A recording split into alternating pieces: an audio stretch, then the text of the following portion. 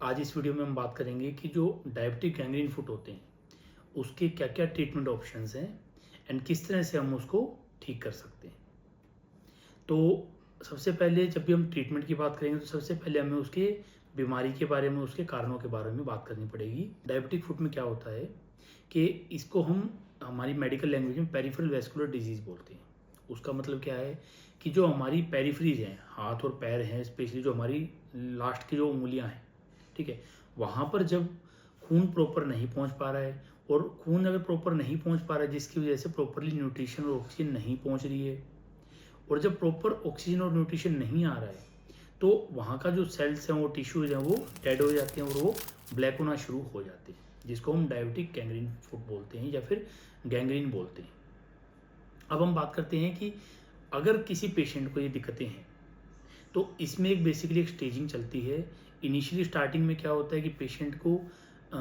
जब वो चल रहा होता है, वॉकिंग में इंटरमिटेंट क्लाउडिकेशन होती है कि एक सर्टेन लिमिट है चलने की, उतने जब वो पेशेंट चलेगा उतनी डिस्टेंस तक जब पेशेंट चलता है तो उनको पैरों की नसों में या पिंडलियों में दर्द होना शुरू हो जाता है। जब वो रेस्ट कर लेते हैं तो वो ठीक हो जाता है, और फिर वो जब चलेंगे तो उतने ही सेम डिस्टेंस पे चलने पे उनको फिर से पेन होना शुरू हो जाता है। फिर धीरे धीरे क्या होगा कि वो डिस्टेंस है वो कम होने लग जाएगी। स्टार्टिंग में मान लो वो 1 किलोमीटर चल रहे थे तो फिर बाद में फिर धीरे धीरे वो हाफ किलोमीटर पे आ जाएगी, फिर हो सकता है 100 मीटर पे आ जाए। एंड अगर लेस देन 100 मीटर है तो हम उसको सीवियर क्लाउडिकेशन बोलते हैं कि पेशेंट को इतनी ज़्यादा प्रॉब्लम है कि वो 100 मीटर भी नहीं चल पा रहा है,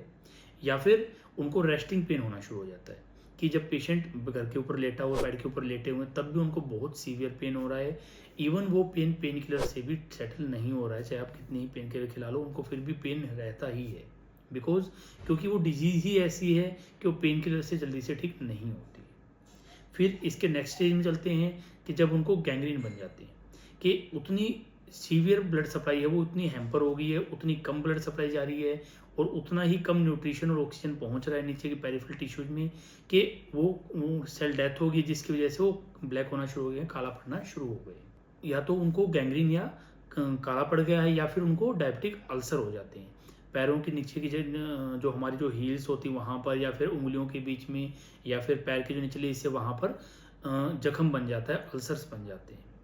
और जिसकी वजह से बहुत बार क्या होता है कि या तो कभी डॉक्टर उनकी डिब्राइडमेंट करते हैं, या फिर हमने देखा है कुछ पेशेंट्स को एम्पुटेट भी करना पड़ता है, उनका पैर भी काटना पड़ता है। अब अगर इस सीक्वेंस में हम अगर ट्रीटमेंट की बात करें, देखिए जब इनिशियल स्टेजेज है, जब इंटरमीडिएट क्लाउडिकेशन है, जब माइल्ड सिम्टम्स हैं कि वो ठीक है 1/2 किलोमीटर या 1 किलोमीटर तक चल पाते हैं लेकिन उससे ज़्यादा नहीं चल पा रहे हैं, तब हम पेशेंट का मेन कारण देखते हैं कि पेशेंट की शुगर लेवल्स हैं वो इतने अनकंट्रोल्ड हैं कि जिसकी वजह से उनको ये दिक्कतें हो रही है, या फिर स्मोकिंग एक सबसे बड़ा मेन कारण देखा हमने, या फिर हाई कोलेस्ट्रॉल लेवल्स हैं। ये कुछ ऐसी चीज़ें हैं जिनकी वजह से पेशेंट को हमने देखा कि उन लोगों में ये चीज़ें बहुत कॉमनली पाई जाती हैं। तो अगर स्मोकिंग करते हैं, तो अगर स्मोकिंग करते हैं तो हम उनको एडवाइस करेंगे कि आपको स्मोकिंग बंद करनी होगी। अगर उनकी अनकंट्रोल डायबिटीज़ या कोलेस्ट्रॉल है तो हम उनको एडवाइस करेंगे कि आप अपने एंडोक्राइनोलॉजिस्ट से कंसल्ट करें और जितने जल्दी हो सके इन चीज़ों को कंट्रोल में ले, ताकि आपकी बीमारी को ठीक किया जा सके। साथ में हम कुछ खून पतला करने की दवाइयाँ ऐड करते होते हैं, जिससे कि खून जो चूना है, जो जमा हो रखा है, वो भी कम हो जाए और जो खून है वो प्रॉपरली पहुँचे।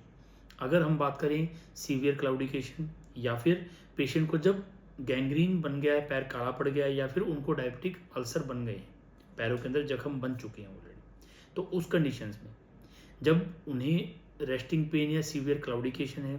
तो हम सबसे पहले उनको एडवाइस करते हैं पेशेंट को कि वो एक अपने पैरों को अल्ट्रासाउंड करवाएं, डॉपलर करवाएं, जो एक बहुत सी कॉमन ईजी चीज़ है, हर जगह आजकल अवेलेबल है बहुत ईजीली, और हम कुछ हद तक कहें तो एक चीपर भी टेस्ट है कि बहुत कम में ईजीली अवेलेबल है और सस्ते रेट में,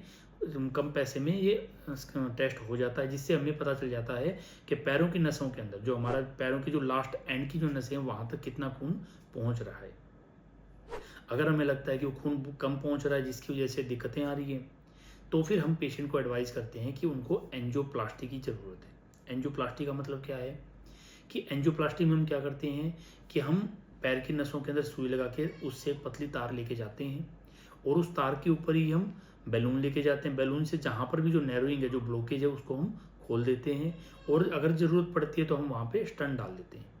तो उससे क्या होता है कि जब वो रास्ता खुल जाएगा, जब खून फिर नीचे तक प्रॉपर पहुंचने लग जाएगा, तो जो पेशेंट के जो सिम्टम्स हैं वो रिलीव हो जाते हैं। और अगर सपोज उनको गैंग्रीन बने हुए हैं तो हो सकता है कि वो गैंग्रीन ठीक भी हो जाए, या फिर अगर सपोज गैंग्रीन बन गया है, जो टिश्यू डेड हो गया है और अगर हमें उसको निकालना ही पड़ेगा, तो एटलीस्ट ये हो जाए कि जो पेशेंट का जो लेवल ऑफ एम्पुटेशन है उसको हम काफ़ी हद तक कम कर सकें। तो ये हमारे पास ट्रीटमेंट ऑप्शंस हैं, जो हम डिपेंड करता है कि पेशेंट की डिजीज़ के कितने किस लेवल पे, उसके अकॉर्डिंग हम प्रोवाइड करते हैं। बाकी अगर आपको इस टॉपिक से रिलेटेड अगर और भी वीडियोज़ हमारी देखनी है तो आप लिंक हमारे डिस्क्रिप्शन बॉक्स से ले सकते हैं और बाकी वीडियोज़ को भी देख सकते हैं।